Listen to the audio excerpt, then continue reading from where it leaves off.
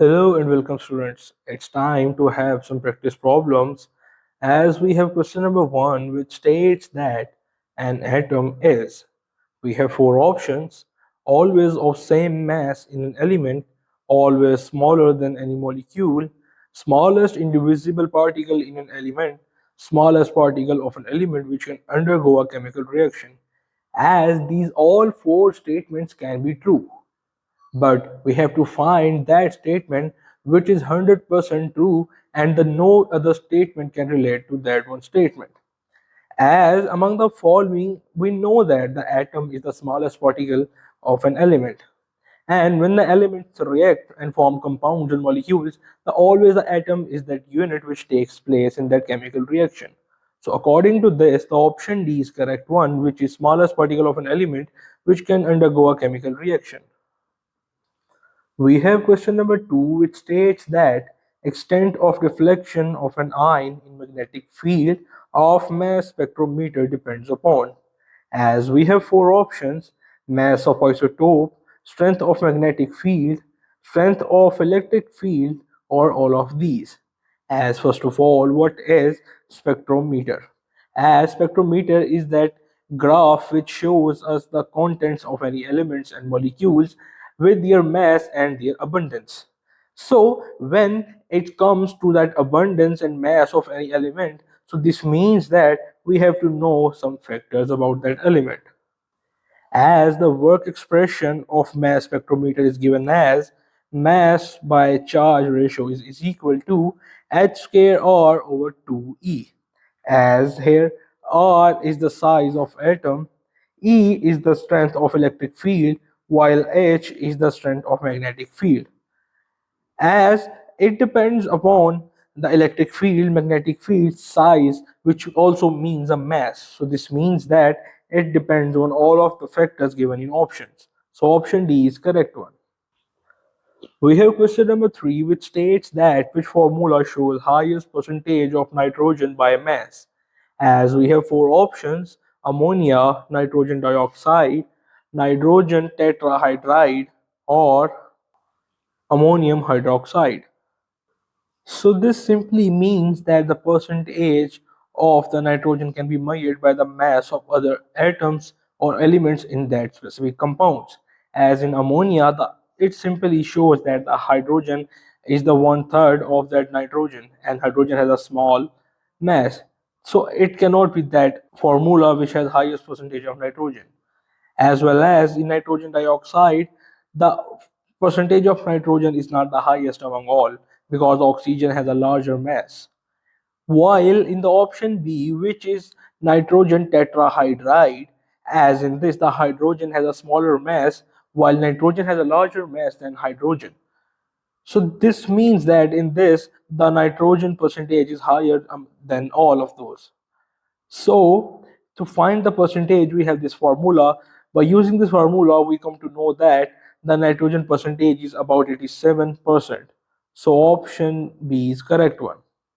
We have question number 4, which states that what mass of oxygen is consumed by the complete combustion of 8 grams of methane.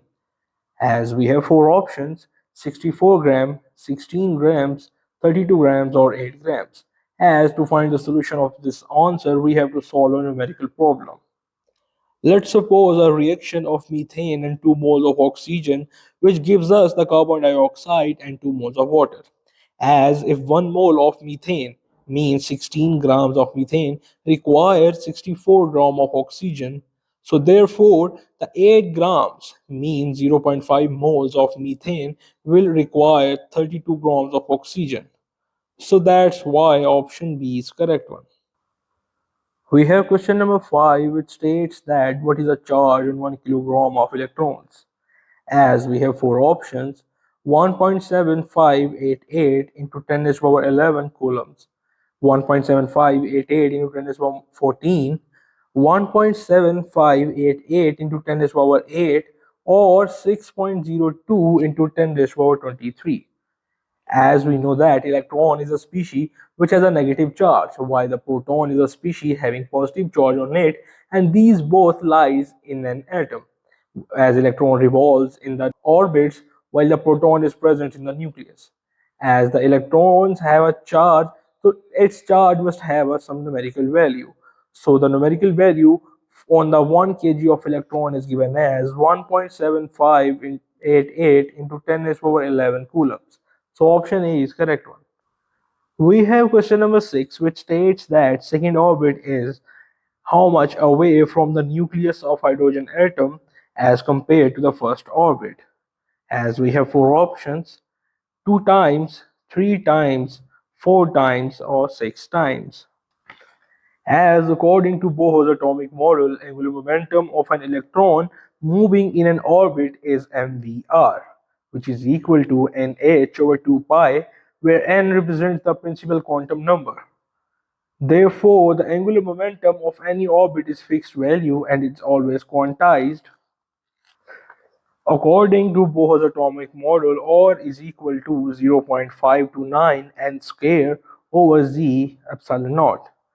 For hydrogen atom, Z is equal to 1, so R1 will be equal to 0.529 into 1 square, which will be definitely equal to 0.529. Whereas R2 is equal to 0.529 into 2 square, which results in 2.116. When we divide R2 by R1, we will get 4. So this means that the second orbit is 4 times larger than the first one. So option B is correct one. We have question number 7, which states that when electrons jump into orbit 1, then the series obtained is, as we have four options: Lyman, Bastian, Pfund, or Brackett. As these four series explain the evolvement and the absorb of energy when the electron jumps from specific orbit to another specific orbit. These four series have different values and different sequences, but when the electron jump into orbit 1, then the series obtained is, as we know that if the electron de-excites from any higher excited energy level to n is equal to 1, the series in hydrogen spectrum is known as Lyman series. So that's why option A is correct one. We have question number 8, which states that when 6d orbital is complete, the entering electron goes into, as we have four options: 6f, 7p, 7s, or 8s. As among the following, the 6, 7, 8 are the numbering of the subshells, while the s, p, f represents the name of subshells. So when the 6d orbital is complete, the entering electron goes into, as according to n plus L value, the 7p is filled after completion of 6d. So this means that option C is correct one. We have question number 9, which states that according to kinetic molecular theory of gases, which of the following is true about the average kinetic energy of gas particles? As we have four options: it increases with increase in temperature, it decreases with increase in pressure, it remains constant with change in volume, and it is directly proportional to the number of gas particles. As we all know that the kinetic molecular theory of gases states that the average kinetic energy is always directly proportional to the absolute temperature. So this means that with increase in temperature, the kinetic energy will increase. And same when the temperature decreases, it will decrease. So this means that option A is correct one. We have question number 10, which states that 1 atm is equal to all of the following except, we have four options: 76 centimeters of mercury, 760 torr, 17.4 psi, or 101,325 pascals. As they have given us the different units terms of atm, which is an atmospheric pressure. So we know that a 1 atom is always equal to 760 torr, and 760 torr is always equal to 76 centimeters of mercury, and this is equal to 101,325 pascals. But in psi, it does not equal to the 7.4 psi. So option B is correct one. We have question number 11, which states that an ideal gas expands according to PV is equal to constant. On expansion, the temperature of gas. We have four options: will rise, will remain constant, will drop, or unpredictable. as the expansion of gases is given by the equation which is PV equal to constant, in which they didn't explain the term of temperature. So this means that the temperature will have no effect. There will be no effect on temperature. It will not decrease or it will not increase. So this means that this will remain constant. So option C is correct one. We have question number 12 which states that if the temperature is doubled, the average velocity of gaseous molecule increase by, as we have four options: 4, 2, 1.4 or 2.8. As we know that the root mean square velocity is always equal to the under root of temperature. So as the temperature is doubled, so this means that we will put 2 at the place of temperature and this will gives us 1.4. So that's why option B is correct one. We have question number 13, which states that a hydrocarbon having molecular formula tends to exist in liquid state at room temperature. As we have four options: C12H26, C18H38, C4H10, or C20H42. As we know that the hydrocarbons from carbon one carbon to four carbons are always gases, and the hydrocarbons having 5 carbons to 17 carbons are always liquid, while the hydrocarbons having 18 carbons are onward solid. So this means that among the following, the hydrocarbon having the molecular formula tends to exist in liquid state at room temperature will be the hydrocarbon having the number of carbons equal to 17 or less than 17 but greater than 5. So this means that option A is correct one, which is C12H26. We have question number 14, which states that in conversion from solid to liquid for a substance, the change does not occur in. We have four options: molecules become more disordered, kinetic energy of molecules decreases, intermolecular forces become weaker, or molecule become further separated. As we know that the kinetic energy is inversely related to the IMF, means intermolecular forces, as the kinetic energy decreases when the solid converted into liquids because intermolecular forces decreases. So this means that the option C is correct one, which is kinetic energy of molecules decreases. We have question number 15, which states that vapor pressure of water at 100 degrees Celsius temperature is, as we have four options: 55 millimeter of mercury, 355 millimeter of mercury, 760 millimeters of mercury, or 1489 millimeters of mercury. As we know that the 100 degrees Celsius temperature at the absolute temperature is 0 kelvins. So at the 0 Kelvin temperature, the vapor pressure of water is equal to the 1 atmospheric pressure, as the 1 atmospheric pressure is equal to 760 millimeters of Hg. So this means that option B is correct one. We have question number 16, which states that in order to mention the boiling point of water at 110 degrees Celsius, the external pressure should be, as we have four options: between 760 torr and 1200 torr, 765 torr, between 200 and 760 torr, or any value of pressure. As the boiling point is directly proportional to atmospheric pressure, as we have discussed in the previous problem. So this means that the external pressure should be 760 torr to 1200 torrs. So option A is correct one. We have question number 17, which states that the temperature at which two or more than two crystalline forms of substance coexist at equilibrium is known as we have four options: melting point, eutectic temperature, transition temperature, or boiling point. As of course we know that at the melting point the state of the material changes from solid to liquid, while at boiling point the state changes from liquid to gas, and at eutectic temperature the liquid directly transferred to the gas vapors, while the transition temperature is temperature at which two or more than two crystalline forms of substance coexist at equilibrium state. So this means that option B is correct one. We have question number 18, which states that which of the following statement regarding covalent solids is incorrect. As we have four options: they are very hard, they are good conductors of heat, they have very high melting points, and they have high heat of fusion. As we know that the covalent solids are very hard because of strong bonding, as so this means when they have strong bonding they will have a high melting points, and due to this they will have a high heats of fusions.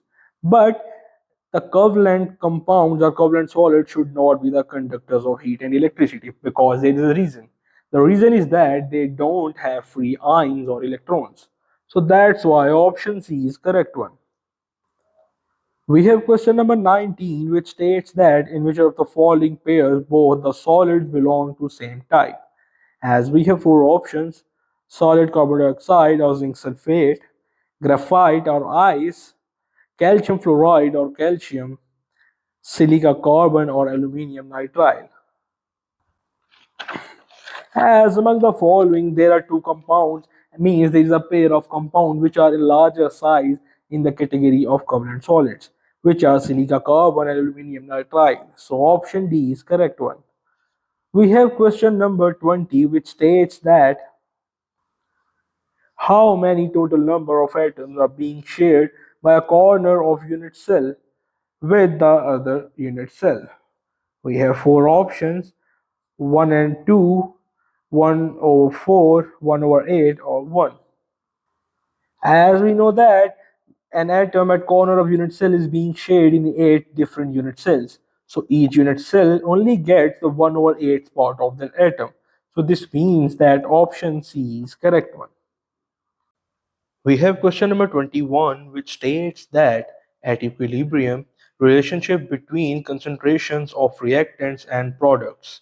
As we have four options: reactants greater than products, reactants less than products, reactants equal to products, or all are possible. As we know that at equilibrium, if reactants are equal to number of products, then Kc will be equal to 1. But if reactants are greater than product, then Kc will be less than 1. And when the reactants are less than products, then the Kc will be greater than 1. So this means that at equilibrium, definite amount of reactants and products is present. So this means option D is correct one. We have question number 22, which states that very small value of Kc for a reaction at equilibrium indicates. We have four options: very small amount of reactants at equilibrium, very small amount of products at equilibrium, the rate of backward reaction is greater than that of forward one, the rate of forward reaction is greater than that of backward one. As we know the relation of the rate constant Kc, which we equal to products over reactants. So this means that the reaction constant will be directly proportional to the number of products while inversely related to the reactants. So this means that the small value of Kc for a reaction will indicate a small value of products as the both have the direct relation. So option B is correct one. We have question number 23, which states that for a reaction A plus B gives us 2C, 2 moles of each A and B are allowed to react. If equilibrium constant is 4 at 400 degrees Celsius, then the mole of C at equilibrium is, as we have four options: 2.4 mole per decimeter cube, 1 mole per decimeter cube, 3.6 mole per decimeter cube, or 4 moles per decimeter cube. To get the answer of this question, we will arrange the reaction in this way that we will have 2 moles of reactant A and 2 moles of reactant B. So at the start, the product C is equal to 0 because the reaction is not started yet. But as the reaction started, the amount of reactants and products will decrease. So this means that there will be a decrease of x value. So we will put A in equal to 2 minus x and B equal to 2 minus x. So the C will be equal to 2x. When we divide the products by reactants, we will get 1, as according to the relation Kc equal to products divided by reactants. This gives us 2 minus x divided by 2 minus x, and this will give us 1 mole per decimeter cube. So option C is correct one. We have question number 24, which states that species acting both as Bronsted acid as well as base is. We have four options: OH negative, Na2CO3, NH3, and HSO4 negative. As among the following, the bronzed acid and base will be those which can donate as well as accept protons, means H positive. So among the following, the HSO4 negative is that species which act as both bronzed acid as well as bronzed base. So option D is correct one.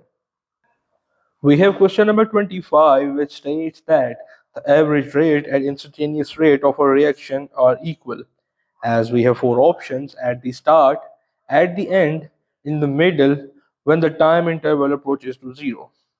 As at the start, the average rate is always greater than the instantaneous rate, while at the end, the instantaneous rate is always greater than the average rate.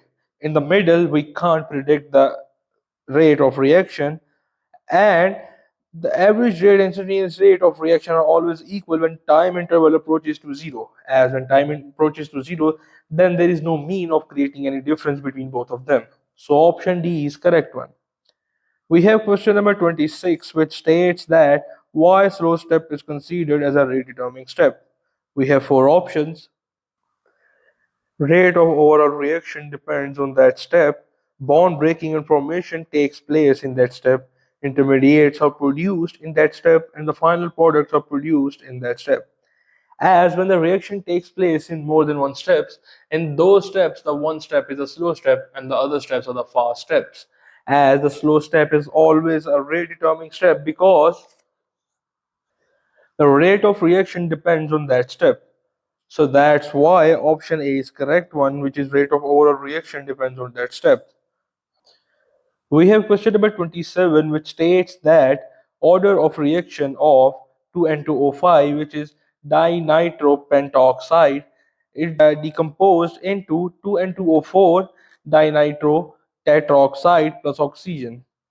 As we have four options: first order, third order, second order, or zeroth order. As in most of the cases, the decomposition reactions are always first order reaction.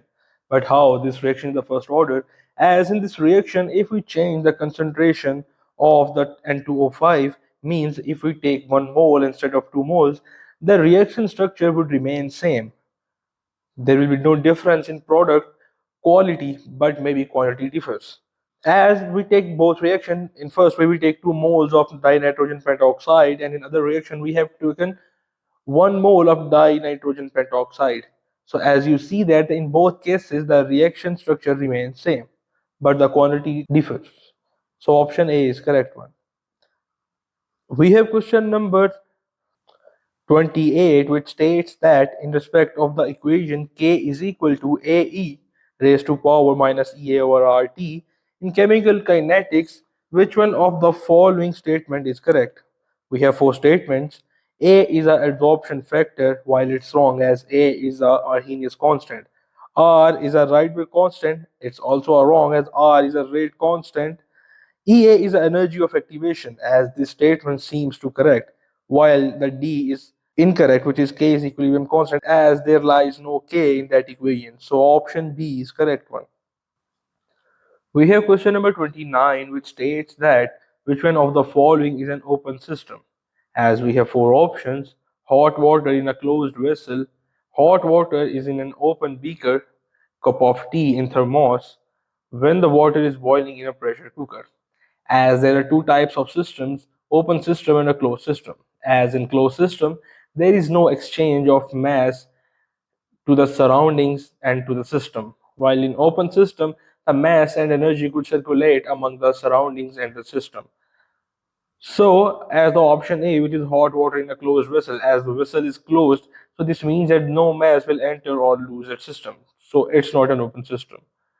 We have option B, which is cup of tea in a thermos, as in thermos, the no mass enters or leaves the system. So this is also a closed system. As when we see the option C, which is when the hot water is in an open beaker, this would be an open system. As in this, the water can evaporate and turn into gases and leave the system. So option C is correct one. We have question number 30, which states that the work done on a gaseous system is 12 joules, and also 20 joules of heat is added to it. The change in internal energy of the gaseous system is, as we have four options: 8 joules, 12 joules, 32 joules, or 20 joules. As according to first law of thermodynamics, the internal energy E is equal to given as Q plus W, as Q is the heat and W is the work done. So when we sum the heat and the work done of the system, we will get 32 joules. So option B is correct one. We have question number 31, which states that the enthalpies of elements in the standard states are, as we have four options: unity, zero, always negative, always positive. As the standard state is the state in which the system takes no energy. So the enthalpies of the formation will always be zero for the compound that occurs naturally, means in a free state, as it takes no energy, the enthalpies of that elements or systems will be zero. So option B is correct one. We have question number 32, which states that the value of enthalpy change for the process represented by the equation is equal to sodium decomposes into sodium positive ion and electron. As we have four options: first ionization energy of sodium, the enthalpy of vaporization of sodium, the sum of the first ionization energy and the electron affinity of sodium, the sum of the enthalpy change of atomization, and the first ionization energy of sodium. As when we see a reaction, the sodium solid gives us sodium gas, and when the sodium gas is directly heated, it will give us electron. So the reaction involves a sublimation followed by ionization. So that's why option D is correct one. We have question number 33, which states that oxidation number of nitrogen in NH4 to SO4 is, as we have four options: minus 1 over 3, minus 1, minus 3, or positive 1. As to find the molar mass of any specific atom or element in the compound, we will just multiply each numerical term with the molar mass of that element and then make a sum of it. So when we solve this question, we will have the oxidation number of nitrogen, which will be minus 3. So option B is correct one. We have question number 34, which states that in an electrolytic cell, cathode provides electrons too, as we have four options: positive ion, negative ion, neutral atom does not provide any electron. As in electrolytic cell, the cathode provides electrons to cations. So this means that in electrolytic cell, the cathode provides electrons to positive ions. So option A is correct one. We have question number 35, which states that in an experimental setup for the measurement of EMF of a half cell using a preference electrode and a salt bridge, when the salt bridge is removed, the voltage, as we have four options, does not change, decreases half the value, increases to a maximum, drops are zero. As if salt bridge is removed from any galvanic cell, the circuit is broken. So this means that the EMF of cell drops to zero. So that's why option D is correct one. We have question number 36, which states that the standard potential for the electrode reaction represented by the equation lead 4 positive plus 2 electrons gives us lead 2 positive is positive 1.69 volts, which may be deduced from this information alone. As we have four options: lead 4 compound can act as oxidizing agent, lead is more stable in positive 4 than positive 2 oxidation state, lead sulfur oxide will not exist, or none of above. As a species which act as oxidizing agent, their EMF will always be positive. So this means that the positive reduction potential value represents its higher ability to act as oxidizing agent. So this means that option A is correct one, which is lead 4 compounds can act as oxidizing agents. We have question number 37, which states that which of the following compounds violates the octet rule. As we have four options: sulfur dioxide, methane, ammonia, or water. As what's in octet rule? As there are two rules, one is octet rule and one is doublet rule, according to which the any atom or element will contain the 2 or 8 electrons in their valence shell. So this means that they will be non-reactive. As the sulfur dioxide is always violates the octet rule because in its valence shell 10 electrons. So that's why option A is correct one. We have question number 38, which states that the electron gain enthalpies of halogens in kilojoule per mole are given below. As fluorine has minus 332, chlorine has minus 349, bromine has minus 325, while iodine has minus 295. The lesser negative value for F as compared to that of the chlorine is due to, as we have four options, the small atomic size of fluorine, large size of chlorine, or thick electronic cloud of fluorine, or all of these. As the electron affinity of the fluorine is always less than chlorine because of electronic repulsion, which is also due to the thick electronic cloud in fluorine and its small size. So that's why all the options are correct. So option D is correct one. We have question number 39, which states that the F2 molecule is formed due to a single bond between F atoms. This bond is a result of, as we have four options, sp3 overlapping, sp3p overlapping, pp overlapping, or sp overlapping. As in case of fluorine, the half-filled 2p orbital of both F overlap to form a single sigma bond. So that means there are pp overlapping. So option C is correct one. We have question number 40, which states that water is a polar molecule, whereas BF2 is not. It is because we have four options. The electronegativity of fluorine is greater than oxygen. The water involves hydrogen bonding, whereas BF2 is a discrete molecule. The water is angular and BF2 is linear. The water is linear or BEF2 is angular. As we know that in case of linear molecules, equal but opposite bond movements cancel each other. That is why the BF2 is always a non-polar. So this means that the H2 is angular, BF2 is a linear and a non-polar. So option C is correct one. We have question number 41, which states that a certain large difference between the values of second and third ionization energies of elements would be associated with which of the following electronic configuration. As the four configurations are given in the options, as we know that the certain large difference in second and third ionization energy indicates that the third electron is being removed from the complete inner shell. So this means that the configuration will be 1s2, 2s2, 2p6, and 3s2, which is the one of the smallest configuration. So option C is correct one. We have question number 42, which states that which of the following order is correct for the size of Fe3 positive, Fe, and Fe2 positive. As we have four options, as we know that the positive means the electron is loose from that atom or element. So this means that the sign will be reduced. So the Fe without any positive or negative sign will be of larger size, and the Fe2 positive will be smaller than that, and Fe3 positive will be smaller than both of two. So option D is correct one. We have question number 43, which states that higher value of electron affinity means we have four options. Atom will lose electron easily, atom may form dipositive ion, atom will gain electrons easily, or the reason is unknown. As electron affinity is the amount of energy released when any electron is added to a gaseous atom. As according to the question, as if the value of electron affinity is high, this means that the atom will easily gain electron. So that's why option B is correct one.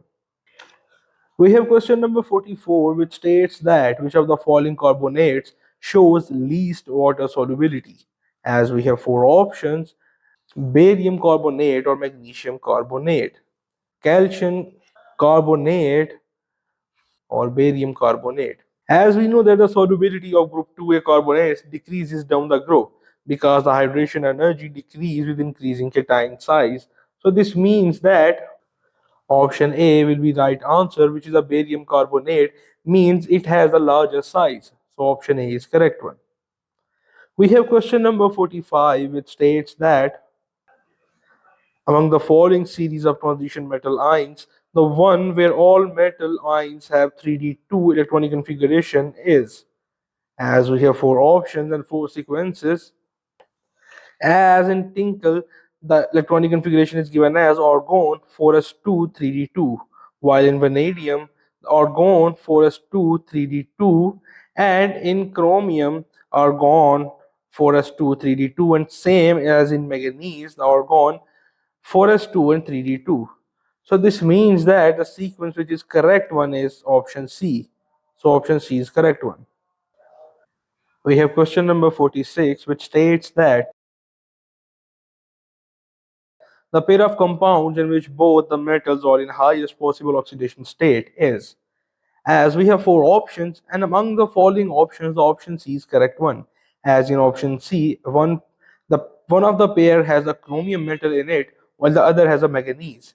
As the chromium has oxidation state +6 and the manganese has oxidation state of +7, which is the highest of all, and this can be found by the following formula. So option C is correct one. We have question number 47, which states that in TiH2O6 3 positive, which wavelength of light is absorbed? As we have four options, yellow light is absorbed while blue and red light are transmitted, green light is absorbed, while blue and red light are transmitted, blue light is absorbed while yellow and red light are transmitted. As the folding complex is mainly violet, but on heating this complex can become colorless, and the violet color of the complex is due to the electron transmission from T2G to the EG. When the unpaired electron moves from the complex, it level absorbs yellow light and reflects violet, and also reflects blue and red light because the violet is the composite of red and blue light. So that's why option A is correct one. We have question number 48, which states that with geometry represent the DSP3 hybridization, as we have four options: tetrahedral, trigonal, bipyramidal, square planar, or octahedral. As the sp3 is a tetrahedral while DSP2 is a square planar. So the DSP3 will combine and make a trigonal bipyramidal. So option B is correct one. We have question number 49, which states that CH3H8 plus chlorine gives us C3H7Cl while HCl. The reaction takes place in sunlight and is an example of, as we have four options: elimination, addition, substitution, or rearrangement reaction. As when we see the reaction, we will see that the chlorine will substitute the hydrogen, so this means that this reaction will be a substitution reaction. So option C is correct one. We have question number 50, which states that the hybridization of carbon in C3CH double bond C and double bond CH2 is, as we have four hybridizations. So when we see that there are four carbons, so this means that we have to define the four hybridization. As when the carbon is double bonded, it always have a sp2 hybridization, and when it's singly bonded and have a hydrogen atom with it, it will sp2 hybridized. But when the carbon has three hydrogen atoms and it is four times singly bonded with other carbon atom, it will have sp3 hybridization. As the first is CH3, so this means that carbon is sp3 hybridized. The second is CH. In this, it is sp2 hybridized. While third is the carbon which is double bonded on both sides, it will be sp2 hybridized. While another is also a CH2, so this will be sp2 hybridized. So option B is correct one. We have question number 51, which states that which of the following does not contain carbonyl group? As we have four options: esters, amides, ethers, or acid chloride. As we know that the esters, amides, and ethers contain carbonyl group, while the acid chloride doesn't contain carbonyl group, but they contain a halide group. So option D is correct one. We have question number 52, which states that which of the following does not show geometrical isomerism? As we have four options: 1,1-dichloro-1-pentene, 1,3-dichloro-1-pentene, 1,2-dichloro-1-pentene, or 1,4-dichloro-2-pentene. As we know that the 1,1-dichloro-1-pentene has two chloro groups on the same carbon, which is doubly bonded. So this means that this group cannot show geometrical isomerism. So option A is correct one. We have question number 53, which states that find the correct order for the ease of formation of free radicals. As we have four options, which is showing us a sequence of the free radicals. As we know that the tertiary free radicals are more stable due to the greater electron donating group. We stabilize the radical by the hyperconjugation method. So the primary free radical groups are the less stable. So this means that the sequence will be 3 less than 2, 3 greater than 2, and 2 greater than 1. So option B is correct one. We have question number 54, which states that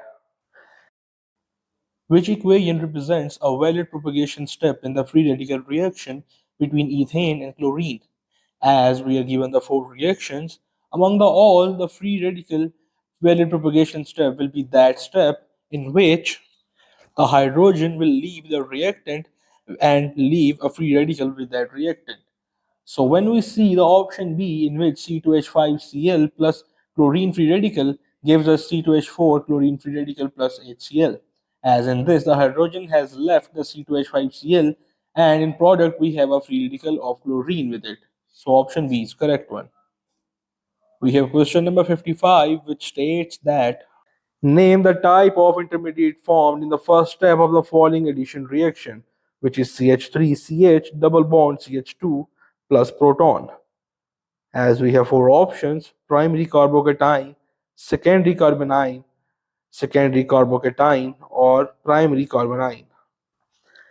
As the preferred intermediate in a secondary carbocation due to the more stability. So this means that the option C is correct one. We have question number 56, which states that which one of the following is a benzyl chloride? As we know that the benzene is C6H6, and when the chlorine comes with it, it will become benzyl chloride. So, as among the following, the option B is the benzyl chloride, as there is C6H5 and CHCl2. Following is its structure. So, option C is correct one. We have question number 57, which states that what is the IUPAC name of this compound? As we see that on the first carbon there is a bromine, so this will become 1 bromo, while on third carbon there is a chlorine, which will become 3 chloro. As all the bonds are single bonds, so this means it's an alkane, so this will become 1 bromo 3 chloropropane. Option A is correct one. We have question number 58, which states that iodoform is a yellow crystalline substance. Its formation in many reactions confirms the presence of certain group in carbonyl compounds and alcohols. It consists of one carbon atom. It is usually a, as we have four options: monohalide, dihalide, trihalide, or tetrahalide. As the iodoform, which is a triiodomethane, is a trihaloalkane, falling in the structure. So this means that this would be a trihalide. So option B is correct one.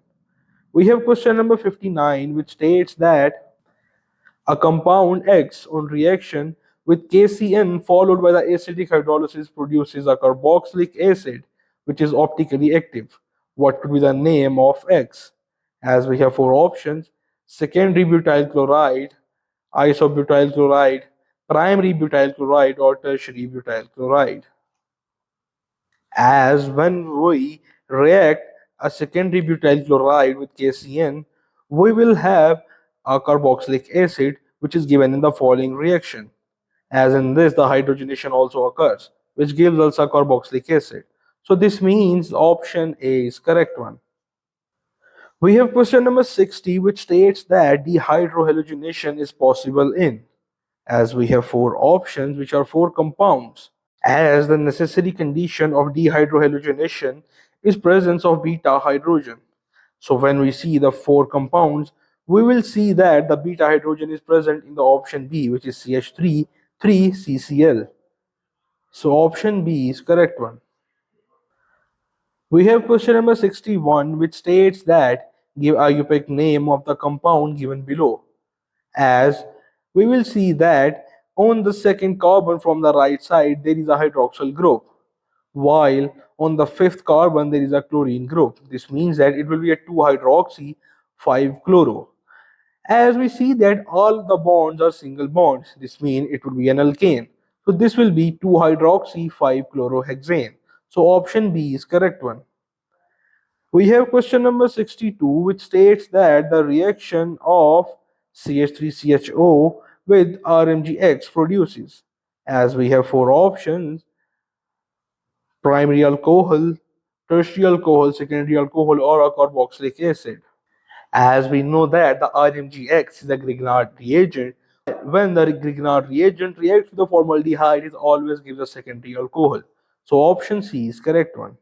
We have question number 63, which states that the prima, this mode of reduction of an acid to an alcohol, is affected only by. As we have four options: zinc hydrochloric acid, sodium with alcohol, aluminium trioxide, or lithium aluminium hydride. As we know that the following is a reaction, and it's a reduction reaction, and it always carried out in the presence of lithium aluminium hydride. So option D is correct one. We have question number 64, which states that the reaction of phenol with concentrated HNO3 gives picric acid, benzoic acid, adipic acid, or salicylic acid. As when we see the reaction of phenol with concentrated HNO3, we will know that this will gives us trinitrophenol, which is also given as picric acid. So option A is correct one. We have question number 65, which states that which of the following order of boiling point is correct. As we have four options, and we will have alcohols, aldehydes, and alkanes orders. As the butane means alkanes have the London dispersion forces, while the aldehydes have dipole-dipole attraction forces, and the alcohols have hydrogen bonding. As the hydrogen bonding is the strongest, and dipole-dipole is the less strongest than the hydrogen bonding, but the more stronger than the LDF. So this means that the compound with the stronger forces will have the highest boiling point. So this means that the option C is correct one, in which the highest boiling point is of alcohol, which is 1 butane 1-ol, which is greater than the butane 1-ol, which is aldehyde, and this is greater than butane, which is alkane. So option C is correct one. We have question number 66, which states that ozonolysis of 2,3-dimethyl 2-pentane produces. As we have four options: only aldehydes, only ketones, both aldehyde and ketone, only one type of ketone. As following is a reaction, and when we see the reaction, we will get to know that the oxidation of the 2,3-dimethyl 2-pentane produces only ketones. So option B is correct one. We have question number 67, which states that formaldehyde and C6H5CH2CHO can be distinguished chemically by, as the one is aldehyde and one is ketone, and there is only one test which may distinguish between aldehydes and ketones, which is the iodoform test. As the iodoform test always give positive results for aldehydes. So option D is correct one. We have question number 68, which states that ethanol formaldehyde can be produced using sodium borohydride as a reducing agent. This is a nucleophilic addition reaction. What could be the first step of this mechanism? As we know that in the nucleophilic mechanism, the first step is the attack of an hydrogen ion at the carbon atom of the carbonyl group. So this means option C is correct one. We have question number 69, which states that which of the following orders of relative strengths of acid is correct. As the acid of that atom will be stronger, which will have a larger size. So this means that the acid of fluorine will be stronger, while the acid of bromine will be a least stronger. So option D is correct one. We have question number 70, which states that butene is subjected to alkaline KMnO4 with heating. What is the product? As we have four options: 2 moles of acetaldehyde, 2 moles of acetic acid and formic acid, or 2 moles of acetone. As the following is a reaction in which the butene is subjected with a KMnO4, and this will result in a 2 moles of acetic acid. So option B is correct one. We have question number 71, which states that the reaction of carboxylic acid with alcohols in presence of concentrated H2SO4 is called. As we have four options: esterification, hydrolysis, neutralization, and thus saponification. As we know that the esterification is the process in which the reaction of carboxylic acid and alcohol occurs. And the catalyst used in this is a concentrated H2SO4, and it will result in an ester. So that's why it is named as esterification. So option A is correct one. We have question number 72, which states that which of the following is correct order of alcohols in Fischer esterification reaction. As during the Fischer esterification, the hydroxyl of alcohols breaks away. So order of reactivity will be the primary greater than secondary and greater than tertiary. Means the primary alcohol will produce a more easiness for the Fischer esterification reaction. So option A is correct one. We have question number 73, which states that one of the following is not a protein. Select. As we have four options: collagen, lecithin, legumin, or globulin. As the collagen, legumin, and the globulin belongs from the protein family, while the lecithin belongs from the lipids family. So option B is correct one. We have question number 74, which states that the non-proteins portion of a protein is called. As we have four options: amino group, carboxylic group, prosthetic group, and hydroxyl group. As some proteins are composed of amino acids as well as a non-protein part called as prosthetic group. So, following is the example of prosthetic group. So, option C is correct one. We have question number 75, which states that which of the following is found in blood in the largest amount? As we have four options: zinc ion, iron ion, magnesium, or tungsten ion. As we know that the hemoglobin is the important part of the human body, and the iron ions will help in the hemoglobin process. So option B is correct one. We have question number 76, which states that the enzymes from the same organism which catalyze the same reaction but are chemically and physically distinct from each other are called. As we have four options: oxiduroductase, isoenzymes, hydrolysis, or isomerases. As we know that the chemically different enzymes which catalyze the same reactions are always called isoenzymes. So option B is correct one.